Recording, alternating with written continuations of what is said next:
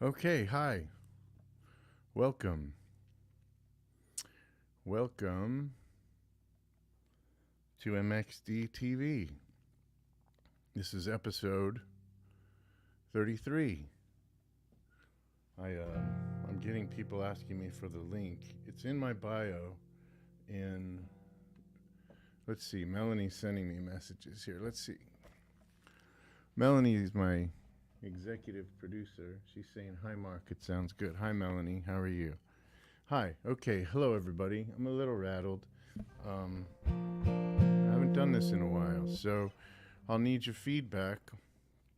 Let's see. Oh, there's Jason. I can't read it. I wish I could read it. Let's see. There you are. Hey, Jason from Sacramento is here, and Melanie's here. If you're, yeah, okay. I'm getting distracted. People are asking for the. Okay, it's been shared. Let's see who else is here. Sherry's here. Hi, Sherry. And Rick. Hi, Rick. All right. Okay. So I think since I've done this last, which was, I think the last time I did it was last winter. I can't remember when I did it last, but the last time I did it, my eyesight was just a little bit better, I think. So it suffered, and I'm blinder than before. There's Mark Hanlon. Hey, Mark, what's up, man? Hey, Mark, it's interesting you're here, and it's interesting you responded to the message I wrote about the band playing at Green Wolf, and you responded to that because I said in the message, you know who I'm talking to, and you knew I was talking to you. So thanks for responding to that, and I hope that you come. And there's Adam is here. Adam says, watching on Facebook, not YouTube. Thanks, Adam. Thanks for being here. That's my good friend, Adam. Oh, look, Adam, if Jen's with you, I'm using Jen's mug. This is a Jennifer Mahari mug that was gifted to me, and it's one of my favorite, if not my favorite mug. And there's tea in there. Anyway, it's good to be here. I'm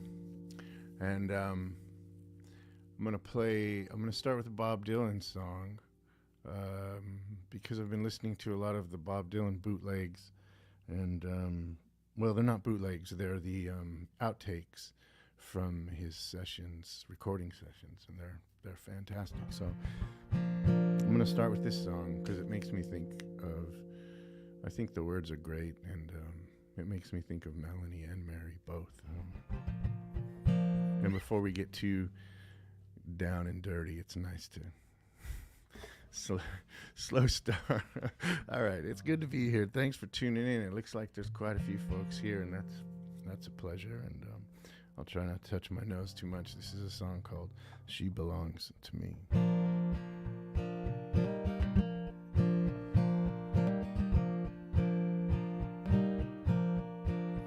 She's got everything she needs. She's an artist. She don't look back. She's got everything she needs. She's an artist. She don't look back. She can take the dark out of the nighttime and paint the daytime black.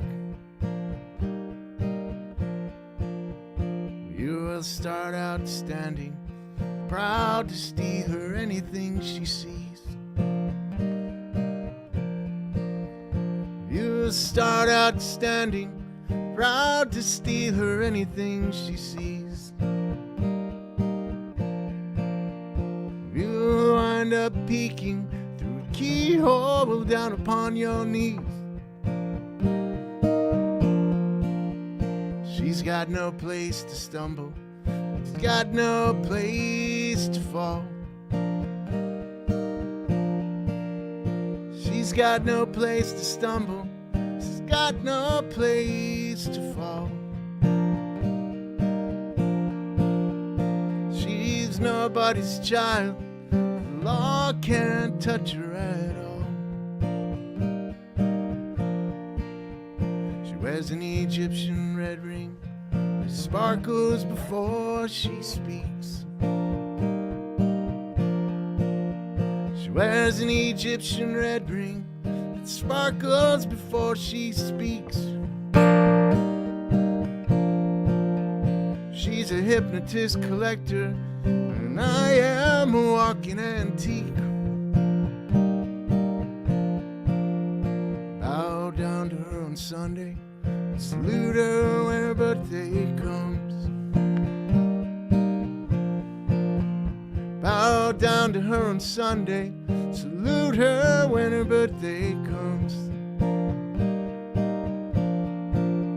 For Halloween, buy her a trumpet, and for Christmas, you get her a drum. She's got everything she needs. She's an artist, but she don't look back. She's got everything she needs. She's an artist, she don't look back. She could take the dark out of the nighttime and paint the daytime black. She could take the dark out of the nighttime and paint the daytime black.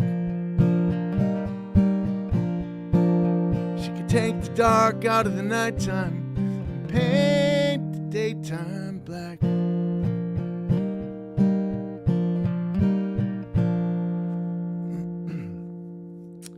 Oh, wow. So there's so many cool people saying hello, and I want to say hi to all of them, okay? Again, I'm sorry I'm blind, but we got Tracy's here. Tracy from old friend from high school, Fresno. Hey, Tracy, what's going on? And John Light's here, good old John Light. So good to see you too, John. And Lisa's here. Hey, Lisa.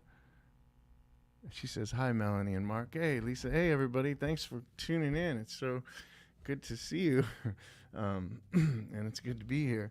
Mary would say, why don't you clear your throat? So I'm going to do that. Thanks, everybody, for tuning in. Joseph's here. Hey, Joe, what's going on? And then sis Danielle is here. Wow. Wow. So cool to see everybody. Thanks. Margie's here. Right on, Margie. Thanks for the shout out the other day, Margie. You're so generous. I hope your show... Sorry, Melanie's cringing right now. I hope your show went well last night, Margie. I'm sorry we didn't make it out to see you. Wednesday night is my night with Mary Scout while Melanie teaches art at the Woodstock School of Art. And so Mary Scout was roller skating in the house, and I don't know what I was doing. Nothing.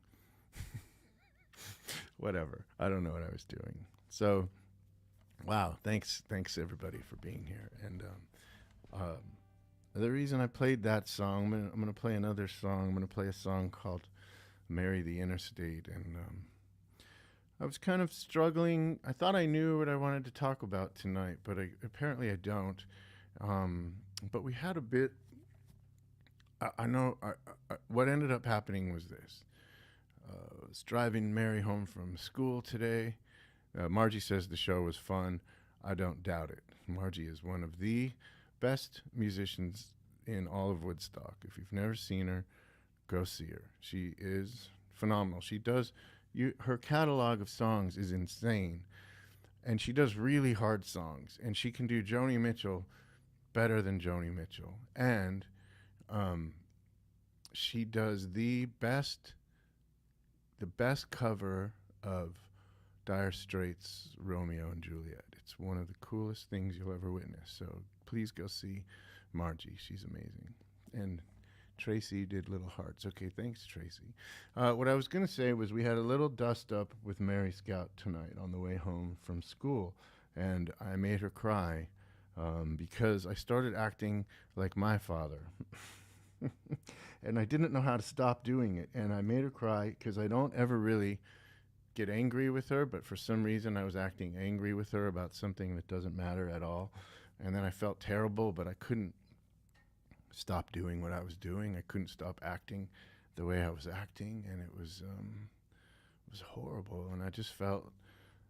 I mean, my dad would do a lot of those kinds of things, and I know he didn't want to either. He had good intentions, I think, just like I do, but he was limited, maybe emotionally or intellectually, which I can relate to.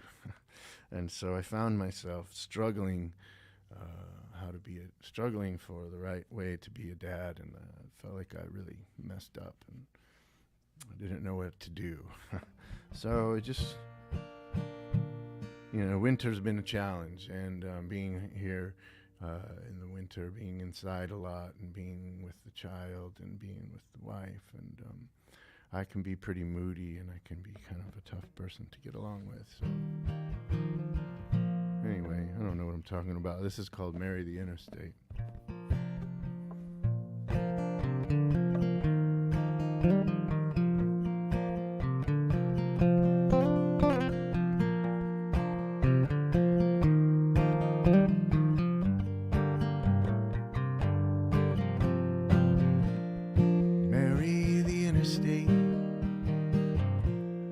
Finally revealed my fate. I watched the sun turn red outside Virginia at 6 a.m. And as I rode along,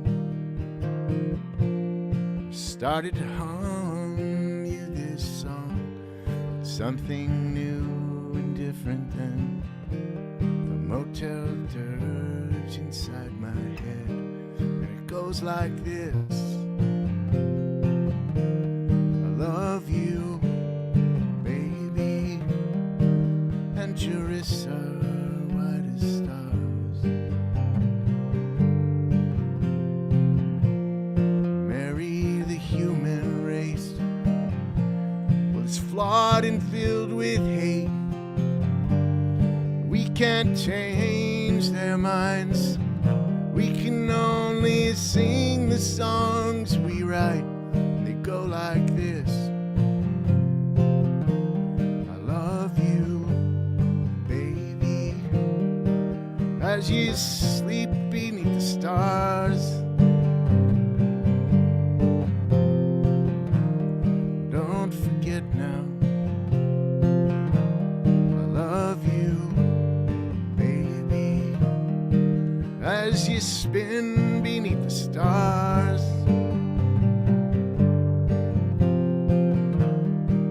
We can only be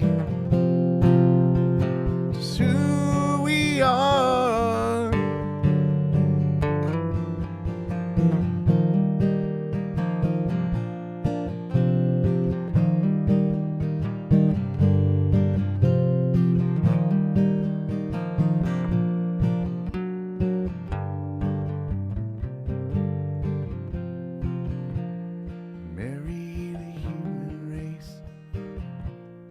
Flawed and filled with hate. We can't change their minds. Can only sing the songs we write. And they go like this. I love you, baby, as you sleep beneath the stars.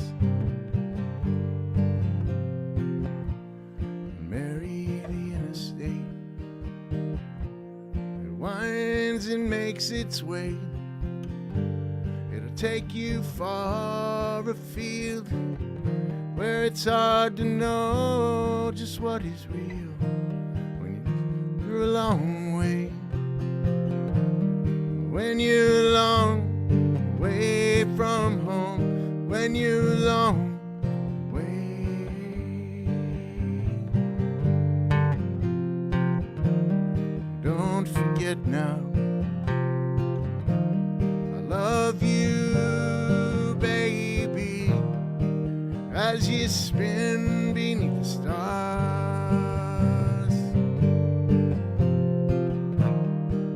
We can only be just who we are.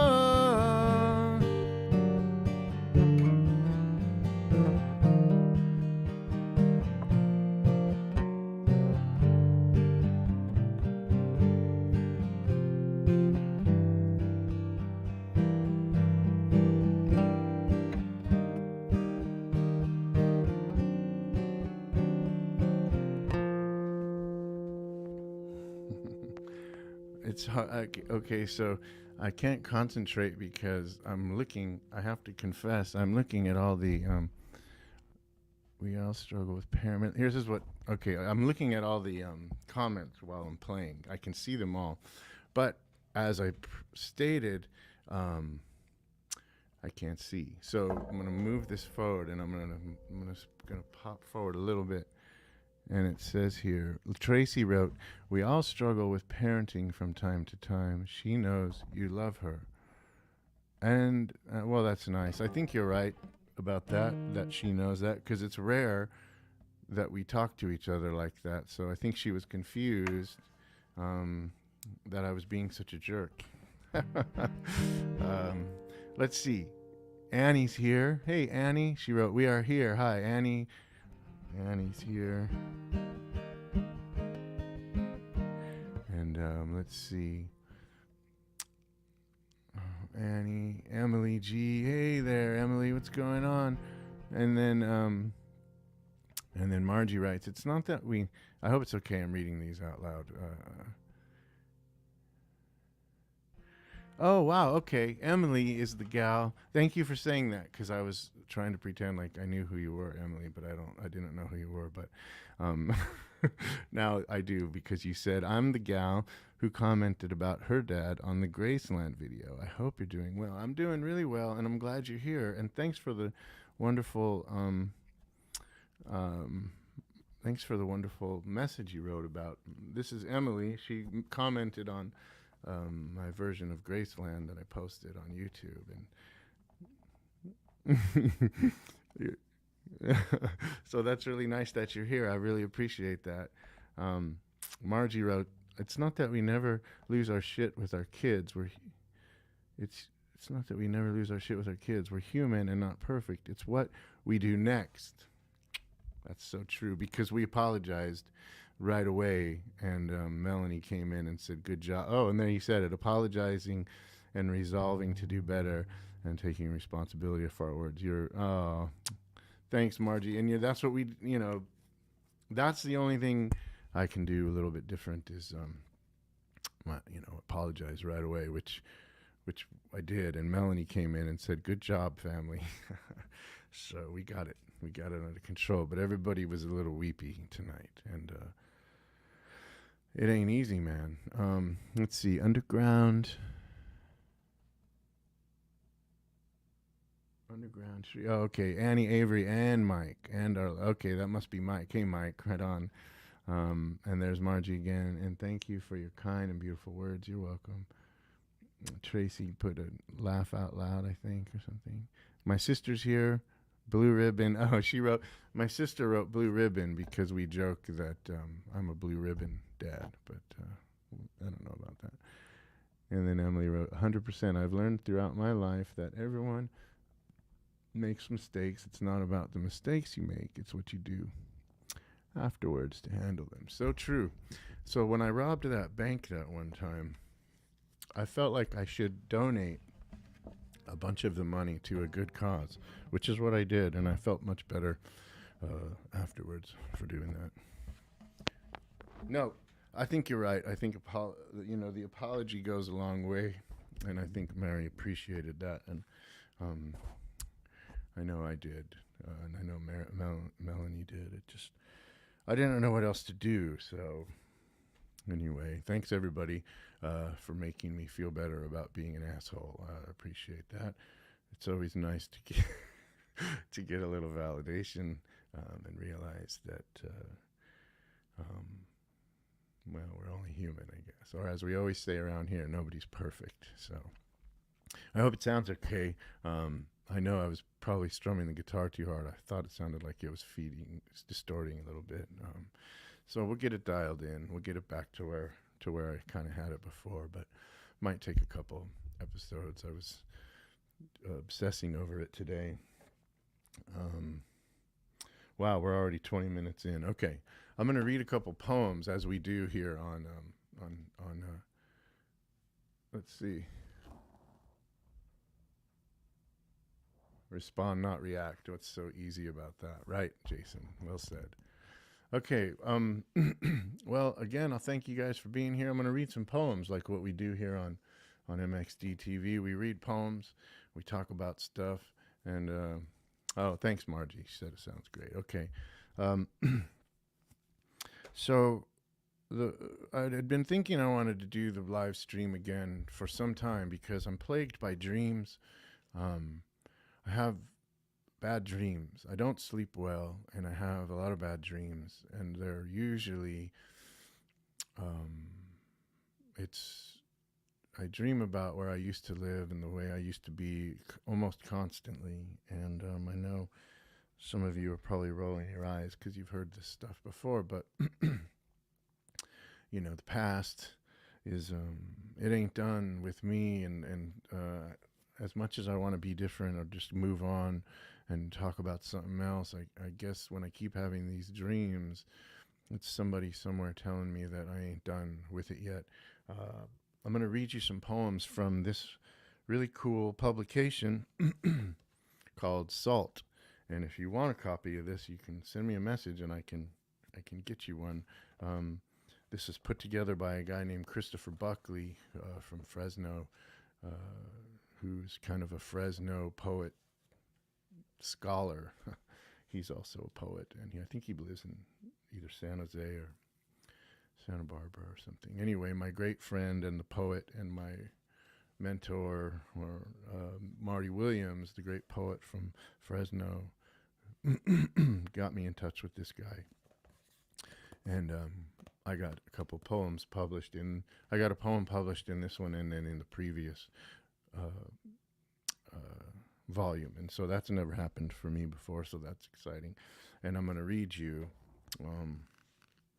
two poems from here. I'm going to read you one from a Fresno poet, a woman named Dixie Salazar. I'm going to read that first, and then I'm going to read my poem that was published in here. And it's in a warning. It's in the long. It's a double issue, and my poem was published in the second half, which is the long poem section. So I have a penchant for writing long poems, and we're going to read one of those next. But first I'm going to read this Dixie Salazar poem. I didn't know Dixie personally, but she was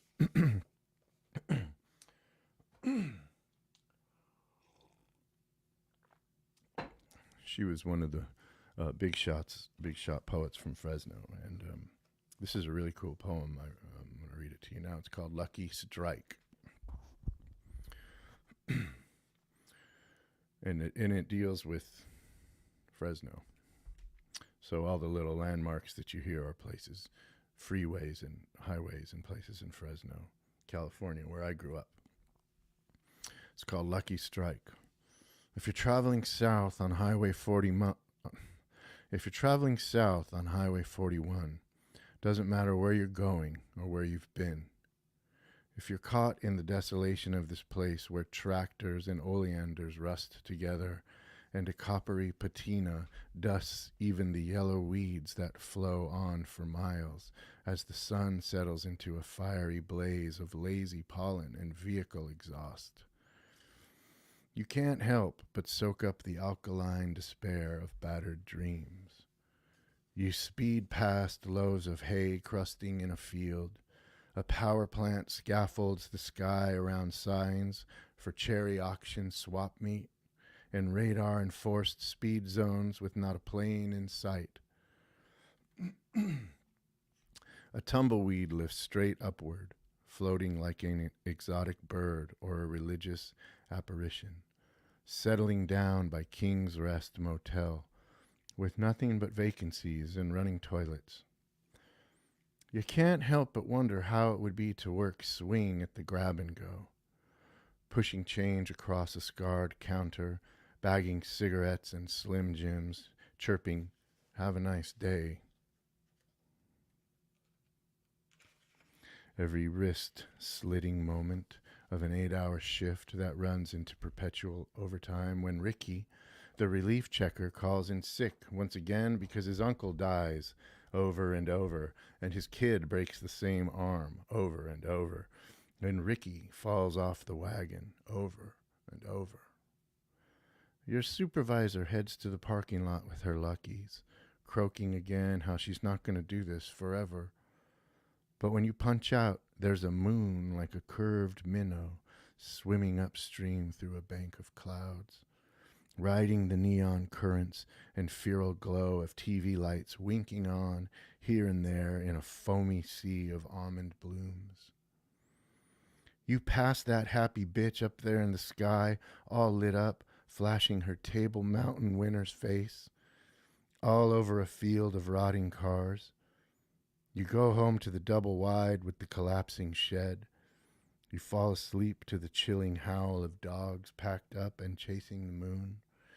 You thrash in your twisted sheets to the rise and fall of an endless line of big rigs churning past the wink of lanterns up and down darkened canals where they set up their cool chests and fish for catfish, striper, and carp, living the lives none of them expected, waiting all night under the stars for that first quick punch of a lucky strike. Sorry, Melanie. Man, that's a great poem, and it totally captures Fresno and all these little places: Highway 41, the cherry auction swap meet, the grab and go, Table Mountain, which is an Indian casino there on the outskirts, and of course the trailer parks. So yeah, that's a great poem. I thought I'd read that. So next I'm going to read, let's see, Tracy, you recognize those places, Tracy? Tracy put a black heart. Thank you, Margie. Margie said she's enjoying it. Okay. So, all right. At the risk of losing absolutely everybody, I'm going to read this long poem. that I was lucky enough to have published in here, and I've probably read this poem before. If you've been on here with me before, I'm sure I've read this one. But excuse me. It's called "A Girl from Cassandra." I've been at the London motel for 3 days in the corner room that looks out over Freeway 99, and I seesaw from window to peephole to see who is wandering by out on the street. An endless parade of motherfuckers, in the words of Michael Chabon, who was writing about Berkeley, which isn't far from here, but might as well be another planet. I'm on the edge of something very similar to death. An in-between place, a limbo, a nefarious and nebulous room above the earth and outside the hemisphere, in a way I am now going to try to describe to you, even though I know I should just let these things go. Do you have any poems that aren't about Fresno? My wife asks me, right before reading a draft of another poem, not this one, in which I attempt to talk about something else. But halfway through, I'm in the San Joaquin Valley, in the midst of another shitty summer, putting out cigarettes on my bedroom floor, and climbing in and out the window, and pushing my desk up against the door, and sitting amidst a flotsam and jetsam of lighters, and singed hair in the back of my closet, adrift in a sea of dirty magazines. Convinced someone is looking for me. My sister, my father, my roommate, the boss of some restaurant I'm about to be fired from. What do you want? My eldest sister says when I call her on the phone, and launch into a fabricated tragedy to cover up the existing one I inhabit. The shuck and jive of the addict, the lilt and hustle of the junkie, the compartmentalization of deceit, the insidious ability to stow away the light or the flame or the spark while speaking into the filthy telephone outside the Avalon Club, where just last night I was stopped by police, and they sat me down on the curb, my head resting on the chrome bumper of a 1976 maroon El Camino and the headlights of traffic, mystic semaphores coming so close, then disappearing in red sequins. I used to think I had a choice. I distinctly remember staring at the flecked door to room 27 on the second floor of Reps on Blackstone and then briskly walking away. Down the staircase past the urine and empty packages of Newports and gum wrappers crumpled and forgotten after being discarded or inhaled or chewed up in the maelstrom and whirlwind of motel rooms hidden beneath garish neon. A false exhibit of swim-capped divers, 6-foot sentinels and the moon blinking out, one tube at a time behind flickering cacti and howling silhouettes of pink coyotes. I sit behind the wheel and shake before going back. I stare into the abyss of silence and black and say, yes. I stand at the door and knock, and Joni, lit by the lone lamp, appears, luminous and wistful. She has been on her side of the door so long she has forgotten that there is a reason, perhaps, to human suffering, that we are reaching for a truth within or without. But this is the place it begins or ends, and she sees me fresh from the womb, a soldier with all armor intact, standing in the exact location she might have started. A girl from Aurora or Athens or Cassandra, facing down a door for the sake of art or humanity, and she enters and makes the claim to the Minotaur that she will stay only long enough to take note of this room, above the freeway looking out at the cars going in one direction or another, the endless parade of motherfuckers out there on the earth below the world we now hover in, because we are none of us alone on either side of the real world and the other and the other. We are travelers with many faces, seeking or sacrificing one thing through time and space.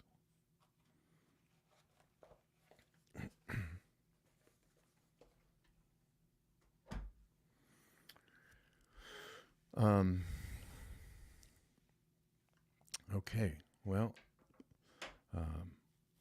that poem is, so a lot of my, let's see, Emily said something. Let's see what Emily says. I used to think I had a choice, has hung in my head since you said it. A beautiful, evocative, and tragically oh, thank you, Emily, thank you. I stopped reading because I didn't want to sound like anyway, it's really nice. Thank you very much.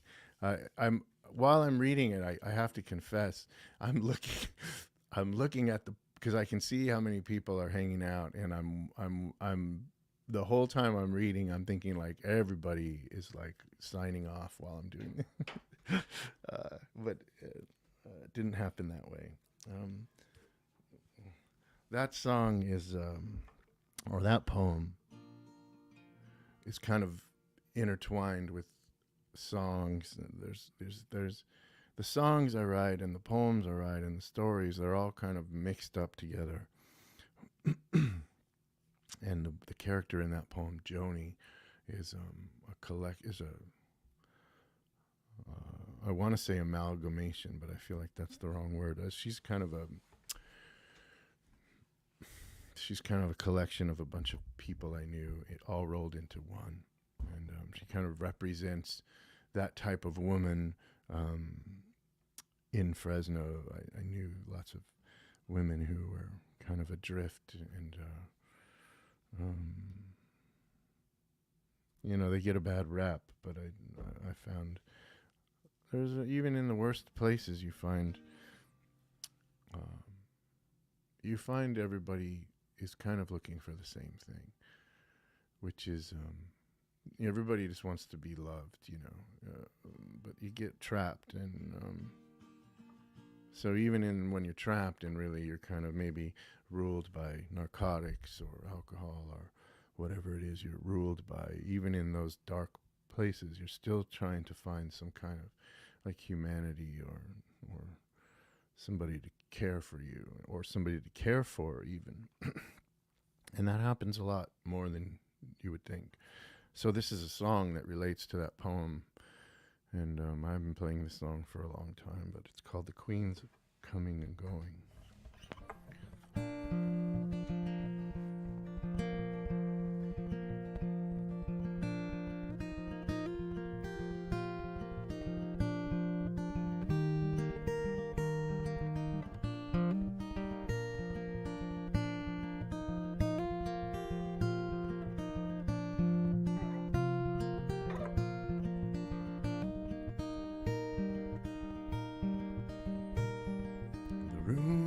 Rich with magazines. The chain had been released, and in the darkness you could see her fingers sick with rings. There were no more wedding bells, and the planes had split the trees. They sat on the edge of the bed with the queen of the London scene. And it was a time of infamy, a time of fallen kings. In the courtroom had been laid bare, the truth had been decreed. Thought you might get away, we thought that you might break free. That's when you found out that you'd been ensnared by the queen of the London scene.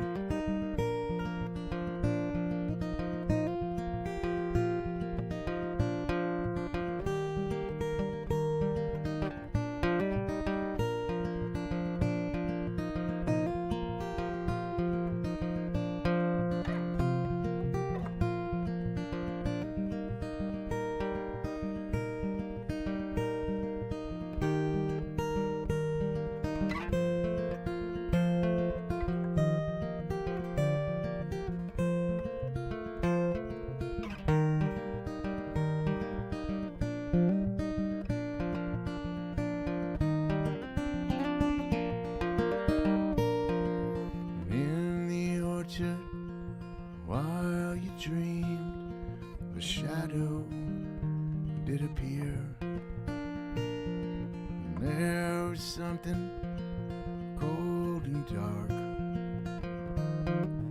poured in your ear.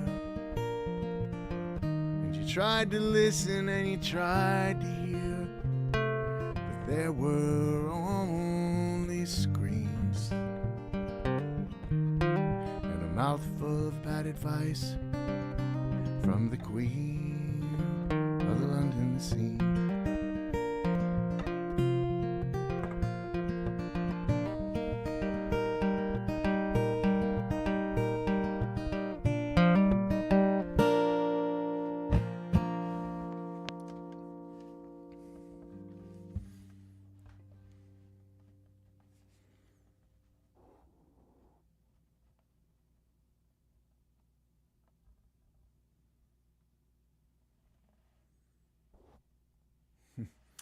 Well, Emily is saying so many nice things, and I gotta say, it's so cool that you're here. It's so crazy to me that somebody would just look at see a video on YouTube and then comment on it, and then and you're here now.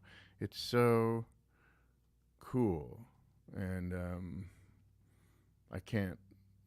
I'm very grateful that you're here, and it does kind of floor me. And those are the things, that any of you are here is really cool. And I've been wanting to do this live stream again. We really had a groove going, and Melanie's been pushing for me to do it in a gentle and sweet way, but she wants me to do it, and I just got into a bad place where I didn't even want to do it. And I was having this thought while I was playing that song. I've been I've been watching this series. Melanie kept telling me to watch it, and now they're winning all kinds of awards. And my buddy Juan, was telling me to watch it too, and it's called The Bear, and you guys probably know about it, and some of you have probably seen it. But it's phenomenal. It's really good. I'm such a cheeseball. I love it so much, and I find myself like sitting up at night watching it and crying. And you know, one of the main themes of the show, in my opinion, is about failure. It's about failing, trying and failing, until you get something right. And one of the main characters is carrying around a book from the college basketball coach, Coach Krzyzewski, and she's like quoting things from the book about, you know, things he says. And one of the quotes was something like, I'm going to mess it up, but it was something like, in order to improve, you have to push your boundaries, and in order to do that, you're going to do a shitty job and you're going to fail. And it's so true in my case. And when I was playing that song, the thing I was thinking is this: I've played that song 100 times, and I've had moments. I went through this period a while back. Last summer I got really sick, but before I got really sick, right up until then, I was having these meltdowns on stage, and my hands would start shaking so badly that, like, while I was playing something like that, I would just mess it up. I would just mess it up, and I would, like, right in the middle of the song, my hand would be shaking so much, and it was just happening all the time, and it was nerves, I guess, but it couldn't have been nerves. I mean, it's not like I had not been on a stage before or anything, so I don't know what was happening. I was having like these panic attacks, and I was just thinking about how, like, there was nothing I could do about it, other than it would just happen, and it wasn't happening while I was playing it just now. Anyway, it's a great show, and anyway, I don't know what I'm talking about. I'm gonna play this song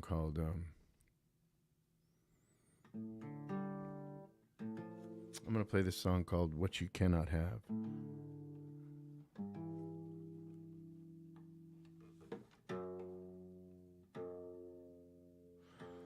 And if any of you know me, you know that I talk about it all the time. Most of my songs, I joke that all my songs are about getting high or not getting high. And this song's about not getting high. I don't think Melanie would. One of the things that prompted me to want to do this live stream again was Melanie, my wife, has just. I hope it's okay, Melanie. I think it is, but I think she recently celebrated. I think it's 17 years sober or something, and she's been sober a long time, longer than me, and she's been enjoying. I've been watching her change over the years and enjoy some success, and it's really fun to watch. It's really beautiful to watch, and it's inspiring. She's inspired me lately. I've been a little lethargic, and so her path has been cool to watch and to be close by to it, because she's been like a real go-getter lately, and she's really, you know, taken on a lot parenting wise, and I think because she's probably seen me not doing so good. Anyway, she's great, and I have a sobriety date coming up in February, and I think it's like 15 years for me, which is insane. Totally insane. Tracy, you have to go to work? It's okay. So cool you're here, and hopefully we'll see you again soon. The song is called What You Cannot Have, and it's you know, in life, if there's in my case, there was this one thing just fucking up everything. And I wanted it to be something other than drugs and alcohol. I wanted it to be that I was what's that called? Bipolar, which I am. I wanted it to be that I was manic depressive, which I am. I wanted it to be that I was suicidal, which I was. But all of those things came from my addiction. And I'm bipolar and not suicidal, but depressive, and all those things. But it's like the level of all of those afflictions is manageable without the daily intake of narcotics, which I loved. So I removed this one thing, and my life miraculously got way better.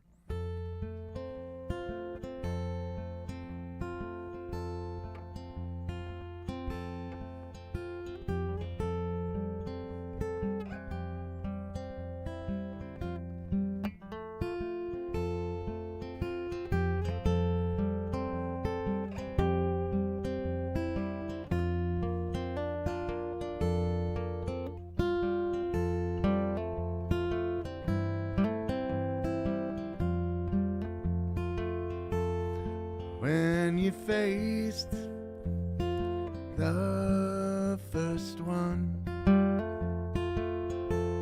well, it just burned and then was warm, and it took your heart.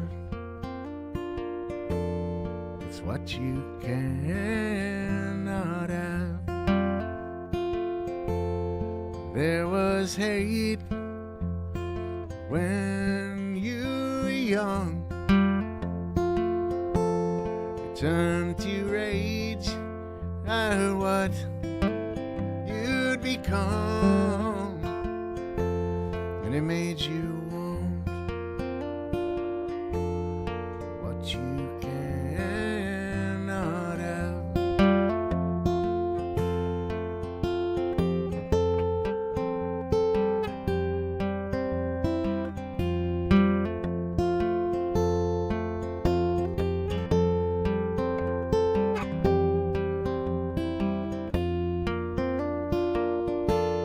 She said, remember me, son, don't waste all of your love, 'cause there can be only one. Don't waste all of your love, 'cause your heart can hold what it cannot have.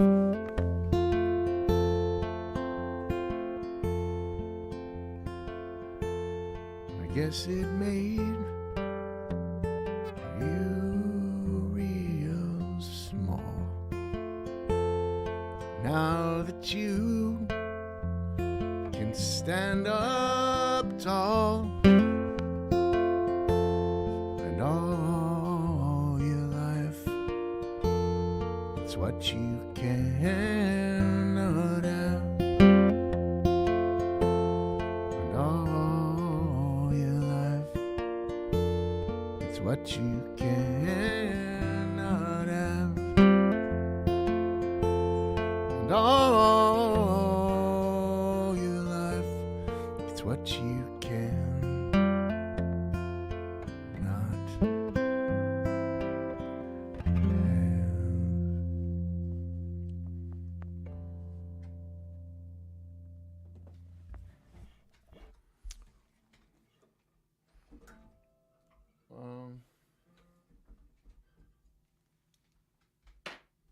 Let's see.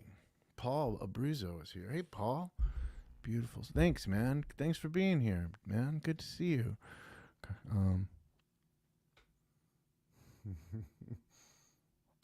Thanks, Jason. It's nice. Good. It's nice to see you too, buddy. Thanks for the smile.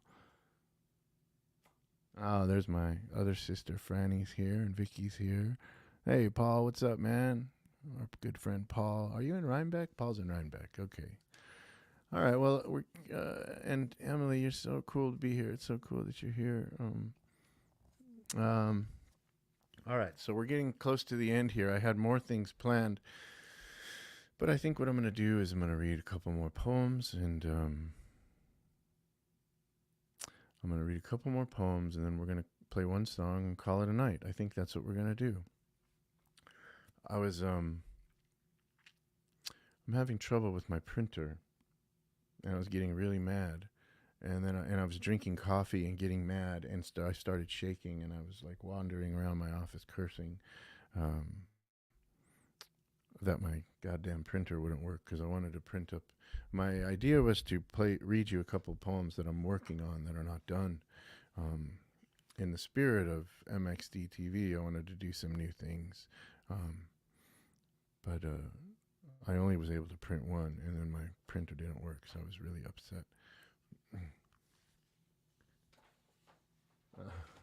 Um, so what I'm going to do is I'm going to read one, and then I'm going to read a long poem from the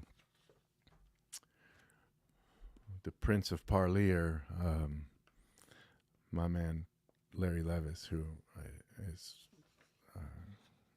maybe my favorite writer of all time, and he's from Fresno. He's from a place called Parlier. And anyway, this is a new poem I'm working on, and it's not done, and it's a bit of a mess, but I need just a little kick in the butt as far as the writing goes, and so this will be good too. Melanie and Paul are having a discussion in the comments. They're good friends of ours, and we haven't seen them in a long time. So hopefully we can see them soon. But this is called, we're almost to the end of things here. It's 8:50. So I'm going to read you this poem, read you the Larry Levis poem, and then play one more song. This is called The Remaining and Scattered Disciples Bearing Witness to the Absolute Truth as They Know It. 1. And I, too, was born in Fresno, and so what? What difference does it make? You say to me, and I cannot answer you, and why should I? It has nothing to do with me. Like nothing has anything to do with me, but somehow I have made it my business after all this time. Over these tumbling years that reappear again and again in dream after bruising dream, waking me. A drowsing and wasted sentinel that appears at the edge of consciousness every 2 hours, announcing some shit I did that I have tried by every trick imaginable to forget. But, it doesn't work that way, does it? And the sentinel appears holding placards and scenes, grabbing my drooping shoulder and shakes me awake in the dark, in the approaching day, in the renewed spirit I have begged for. I have made it my business. The rustling of the spirit spiraling into a cyclone outside of Dollar General. Brushing my teeth in the sink of a McDonald's and slipping on a new shirt. Like I said once before, I am a minister, a preacher, standing in the pulpit on the edge of a river, the rush of the water singing behind me, the chorus of rocks in the constant stream, the mist against the bank obscuring the edge, and that is the best I can do. Tell you exactly what happened. By embellishing the truth, and as far as you know, it is all true, because it is. It is all true. 2. It is in the spirit of begging I have arrived. I know it's frowned upon, but I have developed this skill through the years, taking something for nothing, convincing the hardworking that my contribution lies beyond the edges out there in the dark, to impart some beautiful object I have encountered. The handful of clicking syringes. Which one is yours? And the only light there is slips in between the curtains, because no matter how hard we try, the day arrives and the light enters the room despite duct-taped windows and curtains. And yes, the light enters the room and refracts off of the aforementioned festooned fingers and refracts in a million different directions of carbonless, cubic zirconia.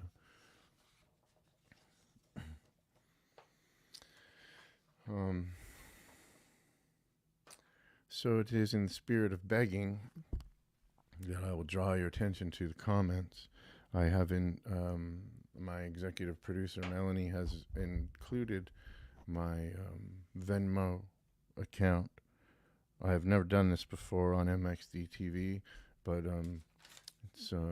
it's just put there in case you want to support MXDTV in any way. If you're interested, it's not a prerequisite.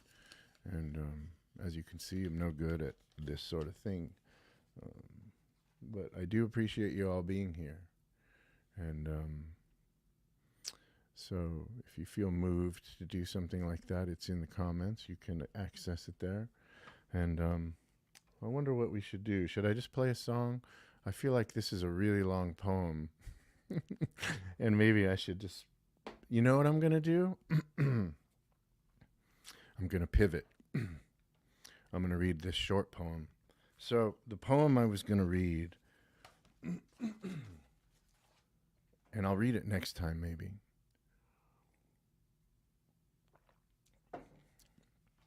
I'm going to do MXDTV next Friday, because next Thursday night, I'm going to be in New York City playing... Melanie says play a song. I'm going to be in New York City playing at Big City Folk with Niall Connolly and all the great New York City songwriters. So that's next Thursday night, 7 to 10 at the Vale Scottish Pub. If you're in that area, come out and hang out and listen to some music. Tomorrow night I'll be at Threefold Cafe in Chestnut Ridge from 6 to 8 or 9 probably, depending. I'm playing at Emily. I'm playing in New York City next Thursday as a featured songwriter in something put together by a guy named Niall Connolly, who I admire. It's called Big City Folk, and it's a whole slew of amazing New York City songwriters, and it goes from 7 to 10. I think I play around 8, and it's at a place called the Vale Scottish Pub, I believe. I'll be posting about it in Facebook and YouTube. Facebook and Instagram. So stay tuned for that. Tomorrow, Threefold Cafe in Chestnut Ridge. In this long poem by Larry Levis, it's called The Sleeping Lioness. Lioness. Not Linus from Peanuts, but Lioness. There's, in the second section, it's for James Wright. And I think Melanie just posted in the comments the link for the show. Thank you, Melanie. So you can find that there.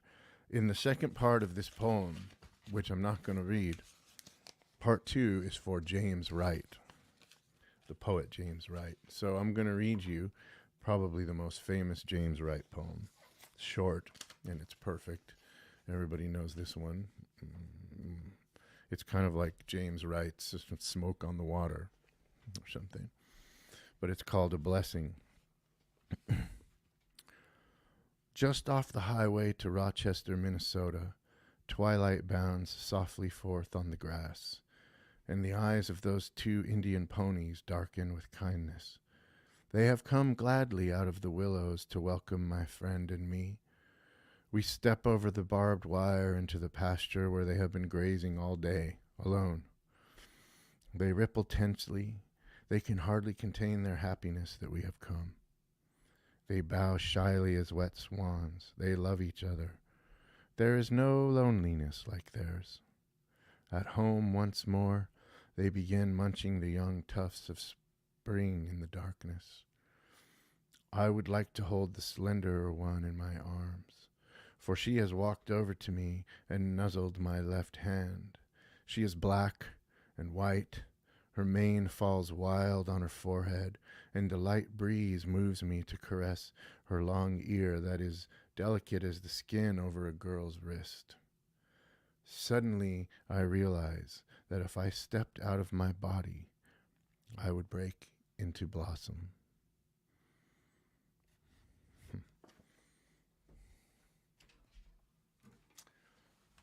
Well, that's a great poem.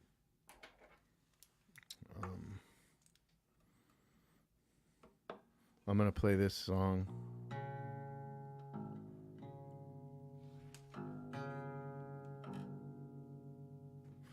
this is the last song on my last. Niall is amazing, right? He is amazing. He's one of my heroes. I feel really fortunate that I get to go do that. And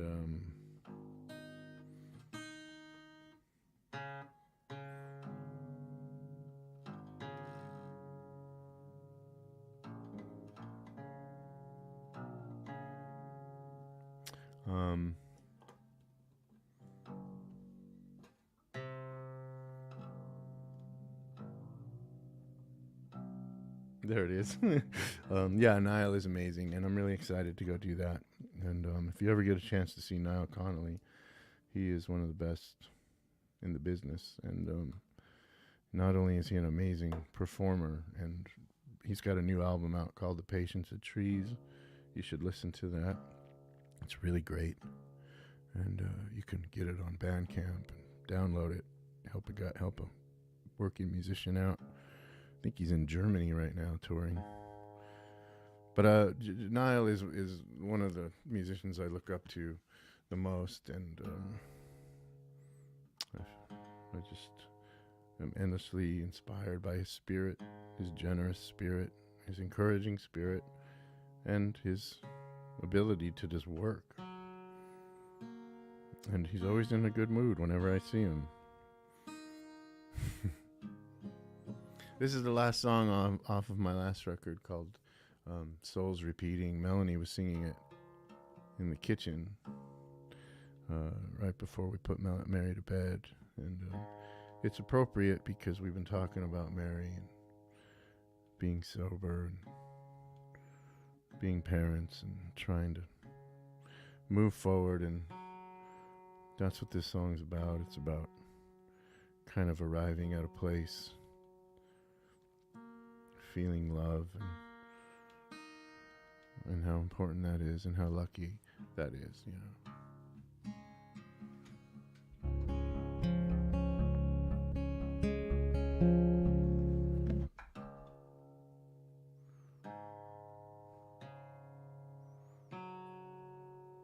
Sorry, that was going to bother me.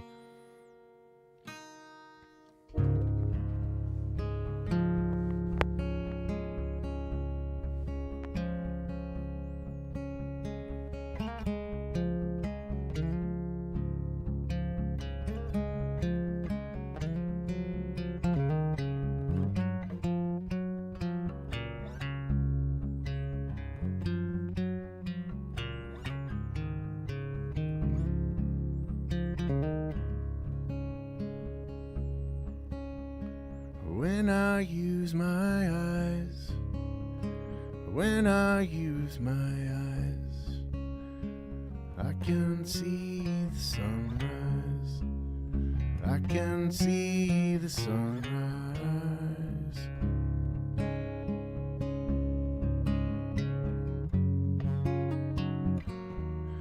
Here we are,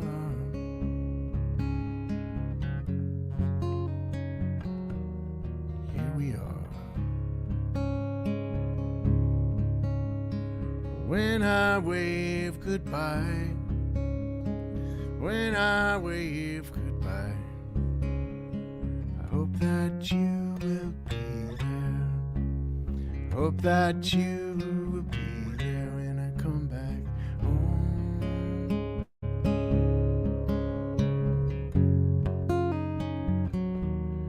Here we are,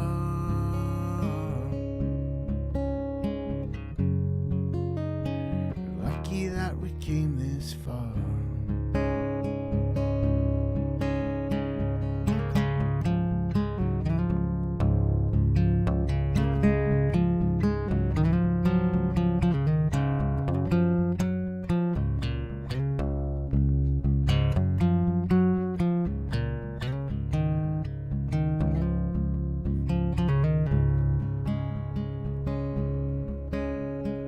When I wave goodbye, when I wave goodbye, I hope that you will be there, hope that you will be there when I come back home.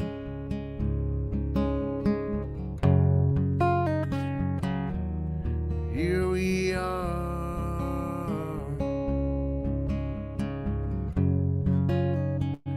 lucky that we came this far. Wildwood Road, Wildwood Road, Wildwood Road.